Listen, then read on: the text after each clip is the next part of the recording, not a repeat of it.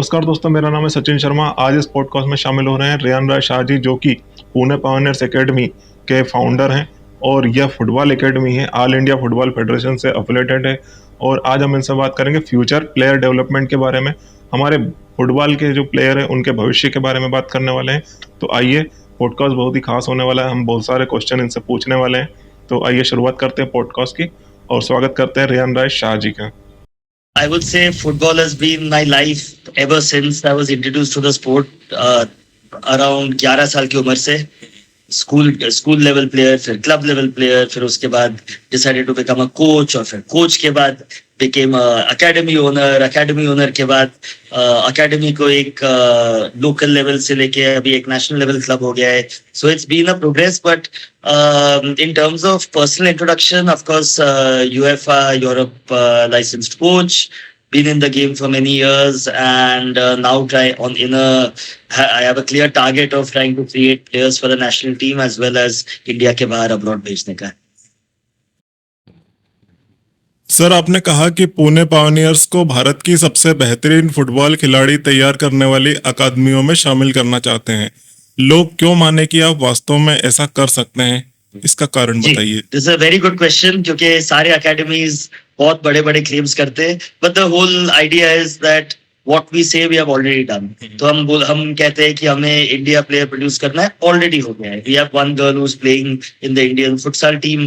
हम बोलते हैं कि we want to produce players for European clubs. Already 2 players है, एक इंग्लैंड में खेल रहा है, एक पोलैंड में खेल रहा है। तो ऑफ कोर्स बाकी अकेडमीज बहुत कुछ प्रॉमिस करेंगे, पर ये देखना है कि अभी तक उन्होंने क्या काम किया है, whereas we have already been there, done that. So that's the biggest proof. सर, ऐसी कौन सी वन थिंग है जो पुणे पायोनियर्स को ऑलमोस्ट हर दूसरी इंडियन फुटबॉल एकेडमी से अलग करती है? It is the holistic development program. तो यूजुअली अकेडमीज में it's completely on the football technical, कि अच्छा प्लेयर एज अ फुटबॉलर कितना इंप्रूव कर रहा है, एवरी डे कितना इंप्रूव कर रहा है। पर हमारा है कि ऑफकोर्स फुटबॉल में इंप्रूव करना है, but also they have to become better human beings, they have to become more able, more competent human beings. तो चाहे we have a residential academy जहाँ पे 24/7 पूरे ऑल ओवर इंडिया से प्लेयर्स आ चुके हैं हमारे यहाँ, एंड वो लोग हमारे यहाँ रहते, खाते, पढ़ाई करते, फुटबॉल खेलते, जिम जाते, स्विमिंग करते, सब कुछ हमारे यहाँ। तो क्योंकि 24/7 हमारे यहाँ है, वो they learn stuff like how to clean their rooms, how to clean their clothes, how to interact with different people from different regions. तो we offer something through life skills holistic programme. So that's how we are different. अगर आपको कहीं से 100 करोड़ रुपए मिल जाएं, तो आप Pune pioneers में क्या बदलेंगे, और ऐसी कौन सी चीज होगी जिसे आप बिल्कुल भी बदलना नहीं चाहेंगे? जी, तो देखिए, वो तो ड्रीम है 100 करोड़ कोई हमें दे दे, क्योंकि money is required to fuel any plan. तो we all have big plans, लेकिन उसके लिए you need financial support. 100 crore अगर मिला इन अ यूटोपियन वर्ल्ड, तो द फर्स्ट थिंग इज कि हमें खुद का फुल साइज एस्ट्रोटर्फ ग्राउंड चाहिए, प्लस एक नेचुरल ग्रास ग्राउंड चाहिए, जहाँ पे कोई ग्राउंड का मालिक हमें ये ना बोले कि अभी आपका टाइम खत्म हो गया, अभी आप जाइए। एंड उसके साथ साथ a lot of good food, good medical services, top gym, spacious pool, sports science, sports psychology, सब कुछ इंट्रोड्यूस करना है। एंड जैसे ही एक दिन अगर इतना पैसा है तो हम वो करेंगे, एंड आई एम श्योर कि जितना भी हमने अभी तक इतना लिमिटेड बजट में किया है, उससे ज्यादा, काफी ज्यादा अचीव करेंगे ऐसे बजट में। सर, आप क्या पसंद करेंगे, हर साल भारतीय नेशनल टीम के लिए एक खिलाड़ी तैयार करना, या अकादमी में 1000 खिलाड़ियों को एडमिट करना? 1 इंडिया प्लेयर एवरी ईयर, क्योंकि वो 1 इंडिया प्लेयर को देख के 1000 पेइंग प्लेयर्स फॉलो करेंगे। सर, आखिरकार पुणे पायोनियर्स क्या बनना चाहता है, एक फुटबॉल अकादमी, एक प्रोफेशनल फुटबॉल क्लब, या फुटबॉल से जुड़ा एक पूरा इकोसिस्टम? कंप्लीट फुटबॉल इकोसिस्टम, क्योंकि हम ये नहीं चाहते कि सिर्फ हम प्लेयर्स को एक जगह ट्रेन करें। हमारा ड्रीम है कि पूरे इंडिया में अलग अलग स्टेट्स में, अलग अलग डिस्ट्रिक्ट्स में एकेडमी के ब्रांच खोले, उसके ऊपर कोच एजुकेशन करे, दूसरे कोचेस को सिखाना, उसके ऊपर अलग अलग यूथ टूर्नामेंट्स कंडक्ट करना चाहते हैं हम, उसके ऊपर फॉरेन टूर्स करवाना चाहते हैं. तो of course the plan is एक पूरा इकोसिस्टम बनाना है हमें. सर, भारतीय फुटबॉल को लेकर हम खुद से सबसे बड़ा झूठ क्या बोलते हैं? The biggest lie we tell ourselves is that that Indian football will improve. Currently, जो जैसे Indian football चल रहा है, it looks very difficult that Indian football is going to improve क्योंकि professional clubs बंद हो रहे, academies bankrupt हो रहे, young football players उनके parents बोलते हैं कि दूसरा profession देखो. As of now, we are in a very sorry state. बहुत बड़े बड़े changes करने पड़ेंगे and Indian football has to be run by the federation, has to have people who have been there and done that at grassroots level, not the topmost, because they don't know how the football actually runs at the base. We need more grassroots professionals entering the administration of Indian football. Sir, do you think Indian football academies are actually developing professional footballers, or are many of them simply running businesses around parents' dreams? It's a very good question. जो कि बहुत सारे academies है जो बहुत clear है कि हम एक ग्राउंड लेंगे, कोचेस हायर करेंगे, इतना मार्केटिंग बजट रखेंगे और जितने प्लेयर्स आए उतना अच्छा, चाहे वो वीकली बेसिस पे आए, मंथली बेसिस पे आए, कुछ टूर्नामेंट्स खिलाते, कुछ टूर्नामेंट्स नहीं खिलाते. They are the sensible ones, they are the ones who will survive क्योंकि they have opened football academy but keeping business first. Now where it's dangerous is हमारे जैसे लोग जो पैशन फर्स्ट से जाते हैं, क्योंकि हमारा ऑब्वियसली हमेशा ये आउटलुक रहेगा कि जितने टूर्नामेंट्स खिला सकते बच्चों को खिलाएंगे, बच्चे के लिए जितना अच्छा फैसिलिटीज दे सकते देंगे. कुछ बच्चे समझ लीजिए कि वो अफोर्ड नहीं कर सकते, तो शायद उनके लिए कुछ कंसेशन करके. तो we are the ones who are running it as a passion project. So I can't answer that question because there is a division. There are many academies that run purely as a business, many academies that run out of passion. So it's difficult to run a business as well as passion, having equal business sense and equal passion. Sir, what is fundamentally wrong with the way we develop young Indian footballers? Fundamentally wrong is the type of training sessions we take. So one thing I'm very careful about is that how much ball activity is involved in training session as well as how intense is the training session with limited waiting time. अभी बहुत सारे academies है, clubs है, coaches है India में जहाँ पे वो लोग आराम से आएंगे ग्राउंड पे, फिर बच्चे आराम से किट करेंगे, फिर बच्चों को बोलेंगे कि राउंड भागो ग्राउंड के, फिर उसके बाद कुछ स्टैटिक स्ट्रेचिंग करेंगे. ये सब गलत है. स्टैटिक स्ट्रेचिंग करेंगे, फिर उसके बाद कुछ भी एक दो रैंडम एक्टिविटी करा के फिर गेम खिलाएंगे. एंड उसके बाद उनका यही coaches will then just say कि अच्छा ये प्लेयर अच्छा खेल रहा है, ये प्लेयर उतना अच्छा नहीं है, नॉट नोइंग कि अच्छा कोचेस का काम है. It's the coaches who are at fault कि स्टार्ट से वो लोग एक एंगेजिंग ट्रेनिंग सेशन नहीं रख रहे जो प्लेयर्स को चैलेंज करता है, प्लेयर्स को इंटरेस्ट दिलाता है और ऑफ कोर्स प्लेयर्स को परफॉर्म करता है. तो द फंडामेंटली आई वुड से the fundamentally wrong thing that's going on right now is the quality of training run by coaches in the country. क्या आपको लगता है कि भारतीय माता पिता अच्छे और बेहतरीन फुटबॉल खिलाड़ी तैयार करने के राह में सबसे बड़ी रुकावटों में से एक है?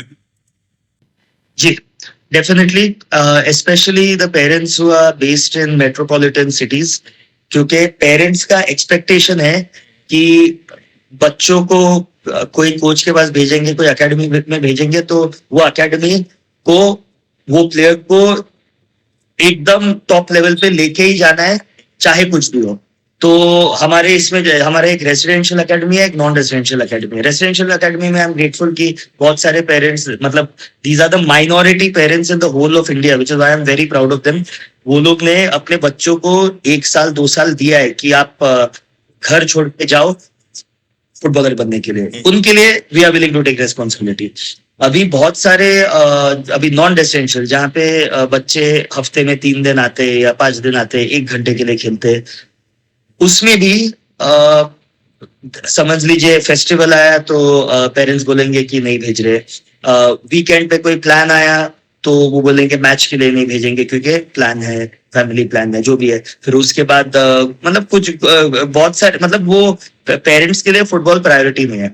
लेकिन कुछ टाइम बाद अगर वो पेरेंट्स को लग रहा है कि अच्छा वो बच्चा उतना एक्सपेक्टेशन के हिसाब से नहीं खेल रहा है, तो फिर वो लोग पहले जाके एकेडमी में आवाज करते हैं कि आपने अभी तक किया क्या है।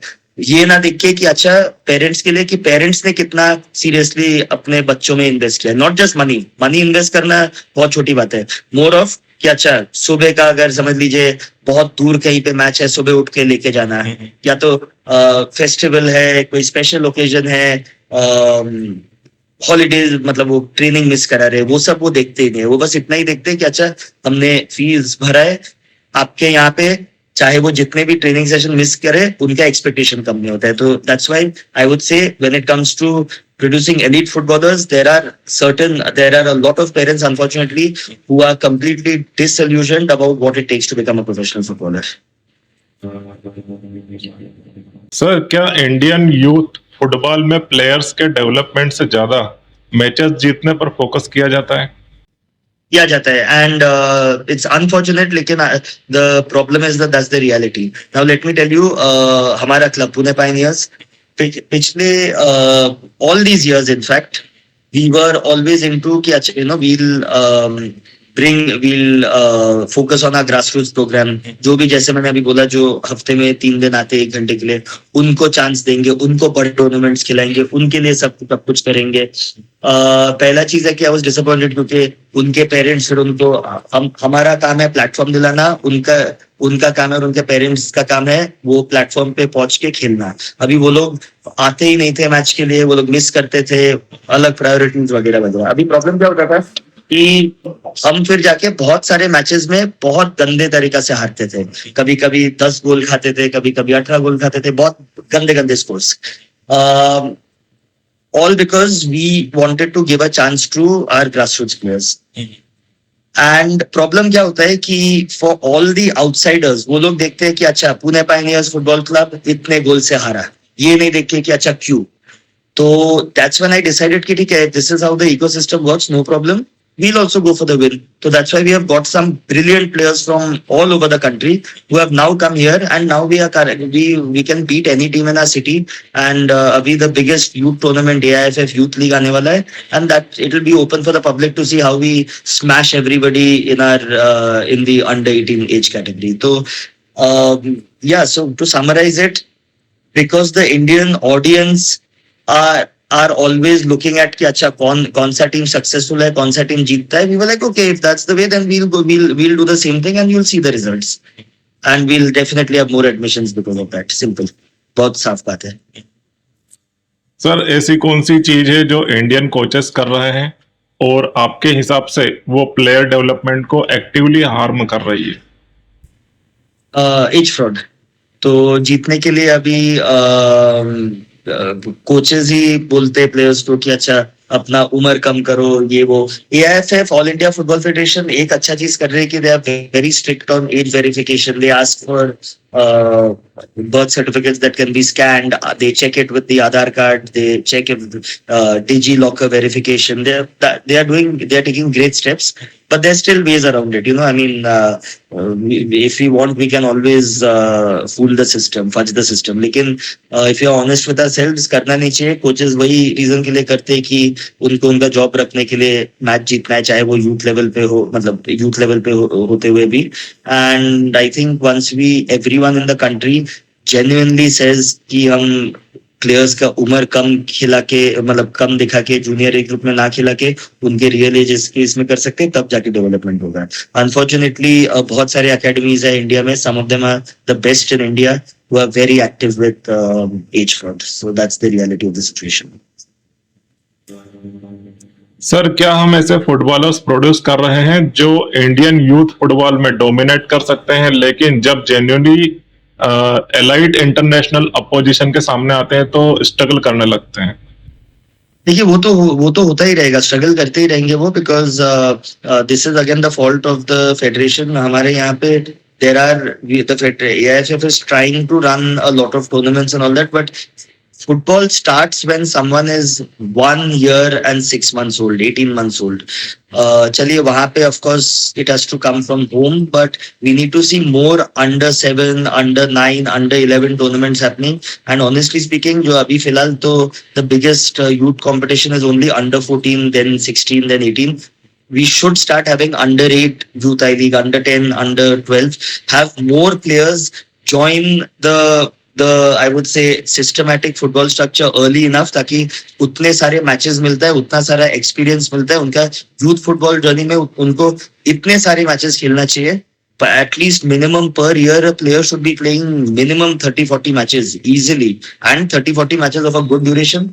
तब जाके they'll get enough experience of football and then they can perform at senior level. Brazil is good because of this. Okay sir, अगर आपको U13 से U19 तक इंडिया का पूरा यूथ फुटबॉल सिस्टम रीडिजाइन करने का मौका मिले, तो सबसे पहले आप क्या एबॉलिश करेंगे? अबॉलिश हम करेंगे ये जो डिस्ट्रिक्ट एसोसिएशंस है, स्टेट एसोसिएशंस है, वो लोग कैसे भी करके बस नाम के लिए ऑल इंडिया फुटबॉल फेडरेशन को दिखाने के लिए एक टूर्नामेंट रख देंगे, जहां पे समझ लीजिए मैच टाइमिंग है पर match should let's say 60 minutes for example. वो 60 मिनट्स में भी वो लोग 50 मिनट्स खिलाएंगे, 40 मिनट्स टाइम कम कराएंगे, एंट्री फीस पूरा लेंगे, लेकिन ये सब करते referees will favour certain teams. कोई एसोसिएशन का कोई टीम है तो फिर उनको प्रेफरेंस देंगे, या ये सब करने से अनफॉर्चुनेटली फुटबॉल डेवलप नहीं होगा. And on top of that बहुत सारे मतलब गंदे गंदे ग्राउंड्स पे खिलाते हैं. कुछ ग्राउंड जहाँ पे पूरा पत्थर भरा हुआ है, या समझ लीजिए एक्सट्रीम बारिश में जहाँ पे वो फुटबॉल हिल भी नहीं रहा है, ये सब जगह पे वो लोग टूर्नामेंट ऑर्गेनाइज करते हैं. एंड देन वहां पे दे एक्सपेक्ट कि अच्छा यहाँ से उनके डिस्ट्रिक्ट के थ्रू प्लेयर्स बनेंगे वगैरह. कहाँ से बनेंगे? It's impossible, it's unreasonable. Sir, आप UEFA B लाइसेंस कोच हैं. यूरोपियन कोचिंग एजुकेशन ने आपको ऐसा क्या सिखाया जो इंडियन फुटबॉल को डिसेपरेटली चाहिए? They have an open mind, simple. Unfortunately, Indian coaching courses में it is कि अच्छा ऐसे करना है, ये सिस्टम में करना है, and that is the be all and end all. कुछ उससे थोड़ा भी मतलब if we do it in a slightly different way, the structure, तो we fail the course. Whereas वहाँ पे it is देखिए अभी इंडिया में it is you give your attempts, उसके बाद I think there's one attempt to redo वगैरह वगैरह, otherwise you fail and then you have to again do it all again. मैंने किया UEFA license from Wales, FAW Football Association of Wales, जहाँ पे they look at it glass half full कि अच्छा ये coach को क्या सपोर्ट दे सकते ताकि वो पास हो, नॉट कि अच्छा इनमें कमी क्या है कि वो उन्हें फेल करे. Because of that they look at अच्छा फर्स्ट एग्जाम जो कोचेस को एग्जाम देना पड़ता है, सेशन देना पड़ता है, अच्छा पहले वाले में क्या क्या कमी है वो लोग वीडियो दिखा के माइक लगाते हैं वो लोग यहाँ पे, and then you take the session, video दिखा के अच्छा ये कमी है, अभी सेकंड वाले में ये इम्प्रूवमेंट चाहिए. Very specific with the feedback. It's enjoyable doing it over there. Unfortunately Indian courses में all we have to do is yes बस यही देखना है कि अच्छा उनको कैसे चाहिए, वैसे करके एक थिएटर क्लास करके भी लाइसेंस मिला तो वेल एंड गुड, बड़ा चढ़ा के बोल सकते हैं, नहीं मिला तो दैट्स द एंड, मतलब फिर इट्स आवर चॉइस वापस देना है कि नहीं. बट यूरोपियन कोर्सेज में जेन्युइनली सीखने मिलता है. that's the difference. सर, अगर आपको अपनी फुटबॉल फिलोसफी सिर्फ वन सेंटेंस में बतानी हो तो वो क्या होगी? जी, football philosophy one sentence. Good question. ज्यादा कुछ टेक्निकल नहीं बोलूंगा. Enjoy every minute of it, because there will come a time when you can't play football anymore. So make the most out of your journey. Sir, अगर कोई व्यक्ति Pune pioneers की team को सिर्फ 10 मिनट खेलते हुए देखे तो आप क्या चाहते हैं कि उसे तुरंत कौन सी खास बात नजर आनी चाहिए?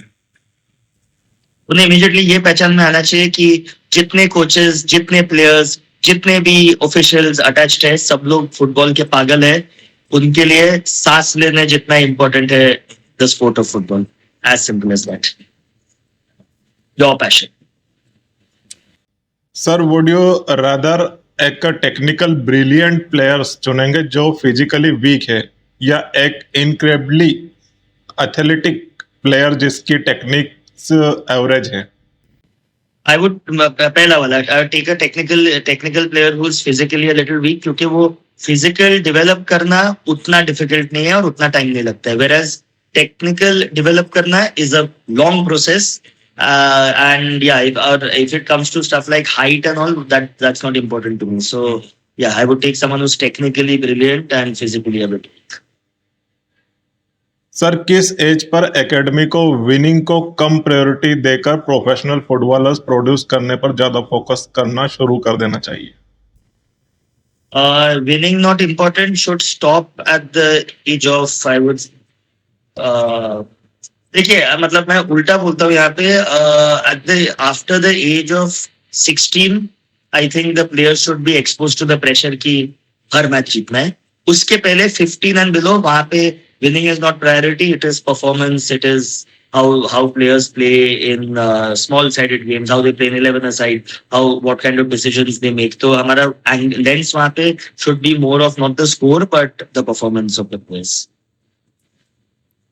एक टैलेंटेड 15-year ओल्ड प्लेयर और फ्यूचर प्रोफेशनल फुटबॉलर के बीच एक्चुअल डिफरेंस क्या होता है? डिफरेंस ये है डेडिकेशन. बहुत सारे टैलेंटेड प्लेयर्स है इंडिया में, टैलेंटेड प्लेयर्स की कमी नहीं है, लेकिन बहुत सारे प्लेयर्स कितना जल्दी गिव अप करते उसके ऊपर है. देयर आर, क्योंकि football is all about hard times, losses, rejection, no opportunity, no club, ऐसे पीरियड्स आने वाले हैं. पर उसमें जो प्लेयर्स लगे रहते हैं कि नहीं हम फिर भी अपना ट्रेनिंग जारी रखेंगे, we will wait for the right opportunity, they are the ones who end up playing Indian Super League, earning their lakhs and crores. बहुत सारे टैलेंटेड प्लेयर्स हैं जो डिस्ट्रैक्ट होते हैं, जिनको लगता है कि नहीं फुटबॉल में फ्यूचर नहीं है, वो लोग थोड़ा इधर उधर भटकते हैं और उनके लिए they are the ones who don't reach any club. Indian football को लेकर आपका सबसे कंट्रोवर्शियल ओपिनियन क्या है, जिससे आपको पता है कि बहुत सारे कोचेस डिसएग्री करेंगे? Coaches disagree करेंगे. I would say my controversial opinion is that from anyone, right from under 17 and above, we need to put tremendous pressure on the players, all 16 years old and above, make a demand for every training session to be competitive, expect them to win every match, because this is the first stage of them playing senior team football. And there are still many academies that believe, no, we should still, 16 and 17 is still not the finished product. We should give them some time to develop. I believe that if a player is not good at 16, then, there's a big doubt on whether they have a future in the game. Simple. आपके हिसाब से India में सबसे ज्यादा broken क्या है? Players, coaches, academics या फिर पूरा system? Pura system. Right from the, I would say, right from the top actually, because they are the ones who can make a change.